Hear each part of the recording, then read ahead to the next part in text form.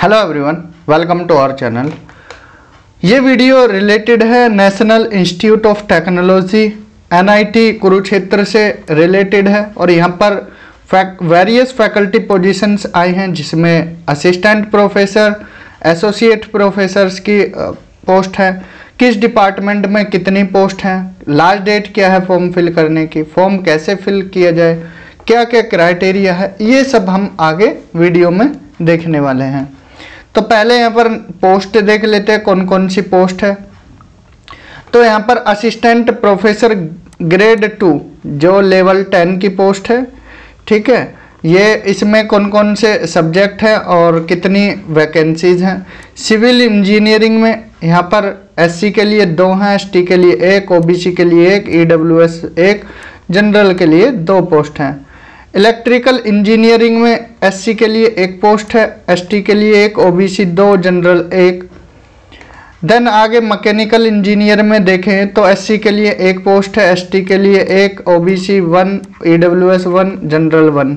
Electronics and communication engineering SC 1, OBC 2, general 6, SC यहाँ पर 3 ये हो गए।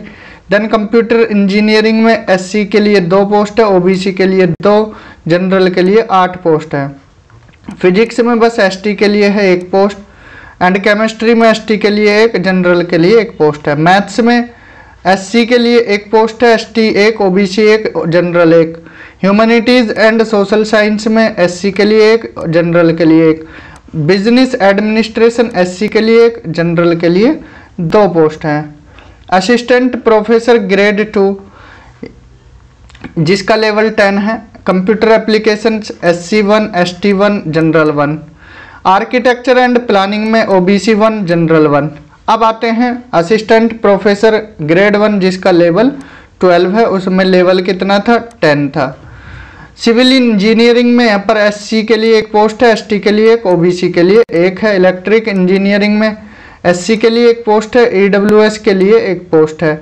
मैकेनिकल इंजीनियरिंग में OBC और जनरल के लिए 1 पोस्ट है। प्रोडक्शन एंड इंडस्ट्रियल में OBC के लिए 1 पोस्ट है। Electronics and communication engineering SC, OBC, EWS और जनरल के लिए 1 पोस्ट है। कंप्यूटर इंजीनियरिंग में जनरल के लिए 1 पोस्ट है। अब आते हैं एसोसिएट प्रोफेसर जिसका पे लेवल 13A2 है। यहाँ पर civil engineering SC, OBC, EWS 1 post है। EWS के लिए इलेक्ट्रॉनिक्स एंड कम्युनिकेशन इंजीनियरिंग में 1 पोस्ट है। कंप्यूटर इंजीनियरिंग में SC 1, ST 1, EWS 1।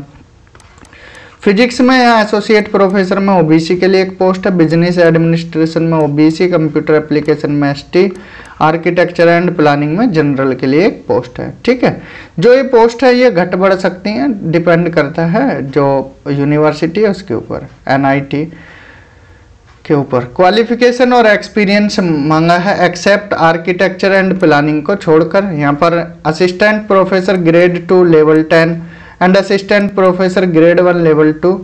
तो यहाँ पे लेवल कितना है, 10 है, यहाँ 12 है। तो इसेंशियल क्वालिफिकेशन PhD होनी चाहिए। यहाँ इसेंशियल रिक्वायरमेंट नील है। यहाँ 3 years आफ्टर PhD और 6 year total teaching and research experience in reputed academic institute और रिसर्च एंड डेवलपमेंट लैब्स और रेलिवेंट इंडस्ट्री।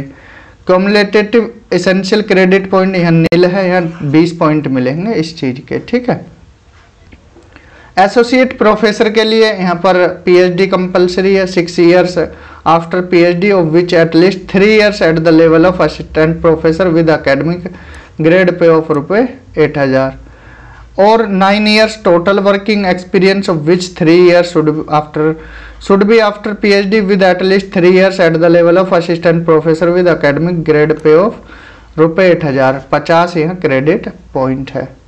अब क्वालिफिकेशन एंड एक्सपीरियंस देखते हैं। आर्किटेक्चर एंड प्लानिंग के लिए असिस्टेंट प्रोफेसर ग्रेड 2 लेवल 10, पे लेवल जैसा कि बताया 10 है। यहाँ मास्टर्स इन आर्किटेक्चर या प्लान होना चाहिए with consistently good academic record.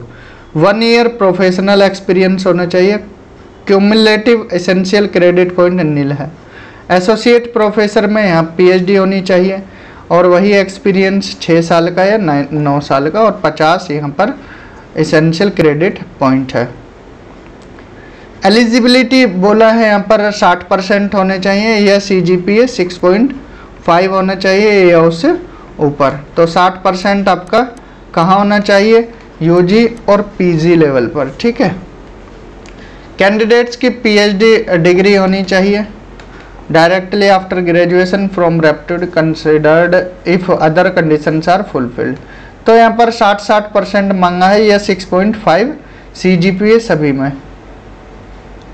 Priority किसको दी जाएगी, यहाँ पर सब लिखा है, थोड़ा ये आप रीड आउट कर सकते हो। अगर हम रीड करने लगे तो वीडियो काफ़ी लंबा 1 घंटे का वीडियो हो जाएगा जो कि आपको बोर करने लगेगा, ठीक है। तो ये आप पढ़ सकते हो इन पॉइंट्स को। अगर PDF चाहिए तो PDF में भी आपको ये PDF दे दिया जाएगा। ये क्रेडिट पॉइंट सिस्टम दिया गया है, ये रीड आउट कर लेना आप एक बार।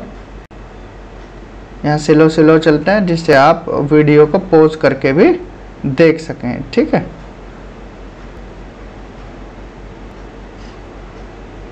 यहाँ पर स्पेशलाइजेशन दिया गया है, एरिया ऑफ स्पेशलाइजेशन, तो ये भी आप पढ़ सकते हो। जनरल कंडीशंस क्या क्या दी गई हैं ये रीड आउट कर सकते हो। जनरल कंडीशंस यहाँ पर फीस कितनी है, 2000 रुपये general, OBC and EWS category के लिए 2000 फीस है। SC ST और PWD कैटेगरी के लिए 1000 रुपये फीस है। तो ये फीस के बारे में बताया गया है। इसके बाद देखते हैं बाकी अदर पॉइंट्स देख लेते हैं और क्या क्या इम्पोर्टेंट पॉइंट्स है। जो भी इम्पोर्टेंट पॉइंट होंगे ये क्राइटेरिया EWS के लिए दिया गया है कि EWS सर्टिफिकेट किस किस का मतलब किसका मान्य होगा। यहाँ 8 लाख रुपए इनकम दिया गया है, 5 एकड़्स ऑफ एग्रीकल्चर लैंड, ये सब दिया गया है। PWD के लिए और यहाँ पर 40% से अबव होना चाहिए, ठीक है। 40% से ऊपर होना चाहिए। जो डिसेबिलिटी सर्टिफिकेट है वही मान्य है।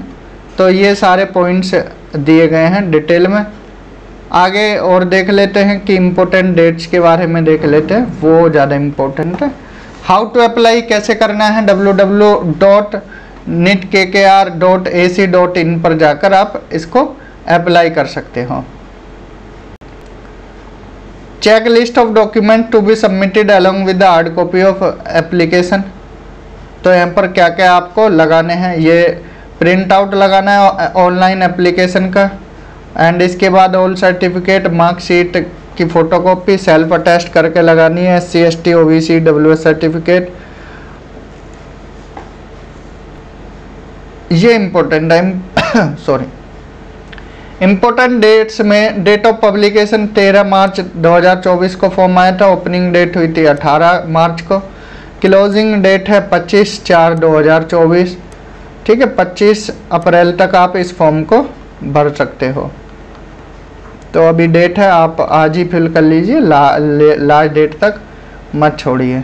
Last date of receipt of hard copy of application along with requisite documents तो 30 अप्रैल 2024 है। ये वेबसाइट दी गई है। अगर कोई भी डिफ़िकल्टी आती है फॉर्म भरने संबंधित तो इस पर आप पूछ सकते हैं। यहाँ पर ये परफॉर्मा दिया गया है, format for SC ST certificate, ठीक है। इसका फॉर्मेट दिया गया है। एंड इसके बाद फिर ये सर्टिफिकेट जितने भी है ना उनका यहाँ पर एक परफॉर्मा दिया गया है कि किस फॉर्म में होने चाहिए। ये एनेक्सर 2 में बैकवर्ड क्लास इसके लिए दिया गया है। देन यहाँ पर इकोनॉमिकली वीकर सेक्शन EWS के लिए सर्टिफिकेट है ये। एंड इसके बाद यहाँ पर फिर एनेक्सर 4A में सर्टिफिकेट ऑफ डिसेबिलिटी, ठीक है, इस तरह से होना चाहिए। एनेक्सर 4B में यहाँ पर certificate of disability in cases of multiple disabilities, उनका सर्टिफिकेट ये होना चाहिए। Medical authority issuing the certificate, ठीक है, उनका नाम एड्रेस होना चाहिए। और इसके बाद फिर आगे चलते हैं एनेक्सर 4C में certificate of disability in cases other than those mentioned in form 7A और 7B। इसके अलावा जो डिसेबिलिटी बताई गई इसके अलावा कोई और हो तो उनका फॉर्म इस तरह से होना चाहिए, ठीक है। तो ये था NIT कुरुक्षेत्र की जो भी वैकेंसी थी, असिस्टेंट प्रोफेसर, एसोसिएट प्रोफेसर, से रिलेटेड वो हमने यहाँ पर डिस्कस किए हैं।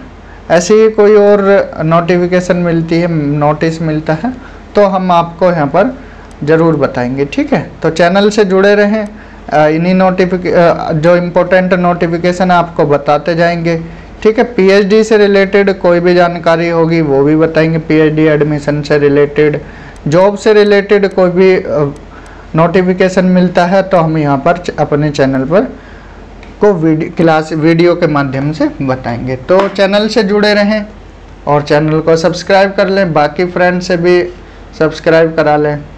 इस वीडियो में इतना ही। Thank you, have a good day.